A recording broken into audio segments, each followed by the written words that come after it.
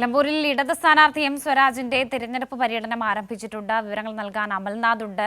അമൽനാഥ്, രാവിലെയൊക്കെ ഈ പെരുന്നാൾ സംബന്ധിച്ച് തെരഞ്ഞെടുപ്പ് പ്രചാരണം നിർത്തിവെച്ചൊരു സാഹചര്യമൊക്കെ ഉണ്ടായിരുന്നു, പര്യടനം ഒഴിവാക്കിയൊരു സാഹചര്യമൊക്കെ ഉണ്ടായിരുന്നു. ഇപ്പോൾ ഈ തെരഞ്ഞെടുപ്പ് പര്യടനം ആരംഭിച്ചു എന്നാണോ മനസ്സിലാക്കേണ്ടത്? വിവരങ്ങൾ എങ്ങനെ?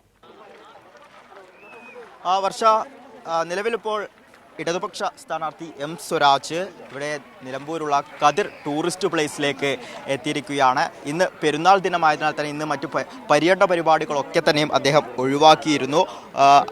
പക്ഷേ ഇത്തരത്തിൽ അദ്ദേഹത്തിന് വിശ്രമമില്ലാതെ ഇത്തരത്തിൽ ആളുകളൊക്കെ കാണുവാൻ വേണ്ടി ഇദ്ദേഹം ഇങ്ങനെ ഈ ടൂറിസ്റ്റ് പ്ലേസിലേക്ക് നിലവിൽ എത്തിയിരിക്കുകയാണ്. രാവിലെ ഈ പള്ളികൾ കേന്ദ്രീകരിച്ച് വിശ്വാസികളെ കണ്ട് അദ്ദേഹം സൗഹൃദം പുതുക്കിയിരുന്നു. അതിനുശേഷം ഉച്ചഭക്ഷണമൊക്കെ കഴിഞ്ഞ് ഇപ്പോൾ ഏകദേശം ഒരു 6:30 വൈകുന്നേരത്തോടു കൂടിയാണ് നിലവിൽ കതിർ ടൂറിസ്റ്റ് പ്ലേസിലേക്ക് എത്തിയിരിക്കുന്നത്. പൊതുവെ ഉള്ളതിനേക്കാൾ ഒരു ജനത്തിരക്ക് നമുക്ക് ഈ കതിർ ടൂറിസ്റ്റ് പ്ലേസിൽ കാണുവാൻ വേണ്ടി സാധിക്കും. നമ്മുടെ കൂടെ സ്ഥാനാർത്ഥി സ്വരാജ് ചേരുന്നുണ്ട്. എങ്ങനെയുണ്ടായിരുന്നു ഇന്നത്തെ ഈ പെരുന്നാൾ ദിവസം? പെരുന്നാൾ ദിവസം വളരെ ആഹ്ലാദകരമായിരുന്നു. രാവിലെ ചില ഈദ്ഗാഹുകൾ സന്ദർശിച്ചു. അതിനുശേഷം സുഹൃത്തുക്കളുടെയും അങ്ങനെ ചില മുൻകൂട്ടി നിശ്ചയിക്കപ്പെട്ടതനുസരിച്ചുള്ള സന്ദർശനങ്ങൾ നടത്തി. പിന്നീട് ഉച്ചയ്ക്ക് ശേഷം ഞങ്ങൾ പോത്തുകല്ല് പഞ്ചായത്തിലെ വിവിധ ട്രൈബൽ സെറ്റിൽമെൻറ്റുകളിലാണ് സന്ദർശനം നടത്തിയത്. ഇരുട്ടൂത്തി, വാണിയമ്പാറ, ചെമ്പ്ര തുടങ്ങിയിട്ടുള്ള ചില നഗറുകളിൽ സന്ദർശനം നടത്തിയുണ്ടായി. അതിനുശേഷമാണ് ഇപ്പോൾ ഇവിടെ കതിരിലേക്ക് വന്നിരിക്കുന്നത്. ഇതിവിടെ മുൻപ് വില്ലേജ് ലിറ്റററി ഫെസ്റ്റിവലൊക്കെ നടന്നിട്ടുള്ള ഒരു സ്ഥലമാണ്. അയ്യോ, ആ കുഞ്ഞു വീണല്ല. ഇല്ല, ലിറ്റററി ഫെസ്റ്റിവലൊക്കെ നടന്നിട്ടുള്ളൊരു സ്ഥലമാണ്.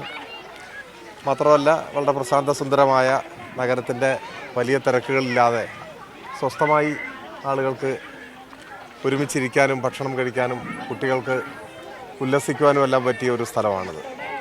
പാലക്കാട് എഞ്ചിനീയറിംഗ് കോളേജിൽ മുൻപ് പഠിച്ചിരുന്ന ശ്രീ കബീറാണ് ഇതിൻ്റെ ഒരു ശില്പി. അപ്പോൾ വളരെ മുമ്പും പലതവണ ഇവിടെ വന്നിട്ടുള്ളതാണ്. ഇന്ന് തെരഞ്ഞെടുപ്പിൻ്റെ ഔപചാരിക പ്രചരണത്തിൻ്റെ ഭാഗമൊന്നും അല്ലാതെ തന്നെ ഇതുവഴി ഒരിടത്തേക്ക് പോവുകയാണ്. അപ്പോൾ ഇവിടെ ഒന്ന് കയറി ഇവിടെ ഒന്ന് സന്ദർശിച്ച് പോകാം, ആളുകളെ കണ്ടുപോകാമെന്ന് കരുതി എത്തിയെന്ന് മാത്രമേ ഉള്ളൂ.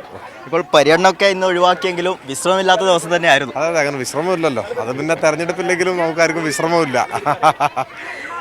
അതെ, ഇനി അങ്ങോട്ട് ഏതാനും ദിവസങ്ങൾ മാത്രമേ ഉള്ളൂ തെരഞ്ഞെടുപ്പിന്. അപ്പോൾ വരും ദിവസങ്ങളിൽ ആവേശം എങ്ങനെയായിരിക്കും? നാളെ മുതൽ ഔപചാരിക പര്യടന പരിപാടികൾ പുനരാരംഭിക്കും.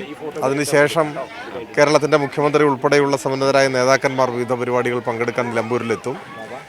തീർച്ചയായിട്ടും 17-ാം തീയതി ആകുമ്പോഴേക്ക് വളരെ ഊർജ്ജസ്വലമായ ആവേശോജ്വലമായ ഒരു പ്രചരണ അന്തരീക്ഷമായിരിക്കും ഉണ്ടാവുക എന്ന് നമുക്ക് ഊഹിക്കാം. ഇപ്പോൾ സ്വരാജ് സൂചിപ്പിച്ച പോലെ തന്നെ ഇന്നൊരു പെരുന്നാൾ ദിവസമാണെങ്കിൽ പോലും സ്ഥാനാർത്ഥിക്ക് വിശ്രമമില്ല. അദ്ദേഹം ഇത്തരത്തിൽ ജനങ്ങളെ കണ്ടുകൊണ്ട് അവരുമായി സൗഹൃദം പുതുക്കുന്ന ഒരു കാഴ്ചകൾ തന്നെയാണ് കാണുന്നത്. നേരത്തെ സൂചിപ്പിച്ചതുപോലെ തന്നെ പെരുന്നാൾ ദിവസമായതുകൊണ്ട് തന്നെ ഈ കതിർ എന്ന ടൂറിസ്റ്റ് പ്ലേസിൽ വലിയ ഒരു ജനത്തിരക്ക് തന്നെ നിലവിലുണ്ട്. ഇത്തരത്തിൽ ഫാമിലിയുമായൊക്കെ വൈകുന്നേരം സമയം ചിലവഴിക്കാൻ വേണ്ടി നിരവധി പേരാണ് ഇവിടെ എത്തിച്ചേർന്നിട്ടുള്ളത്. അവരെയൊക്കെ ഒന്ന് കാണുക, അവരുമായി സൗഹൃദം പങ്കിടുക, അത്തരത്തിലാണ് നിലവിലിപ്പോൾ സ്വരാജ് ഇവിടേക്ക് എത്തിച്ചേർന്നിട്ടുള്ളത്.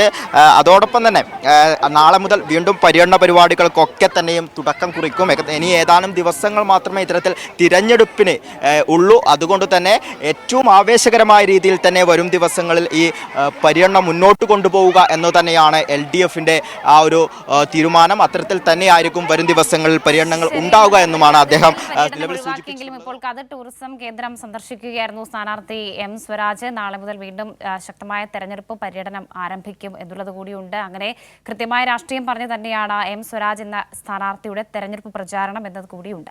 വിവരങ്ങളാണ് അമൽനാഥ് പാടിച്ചാൽ നൽകിയത്.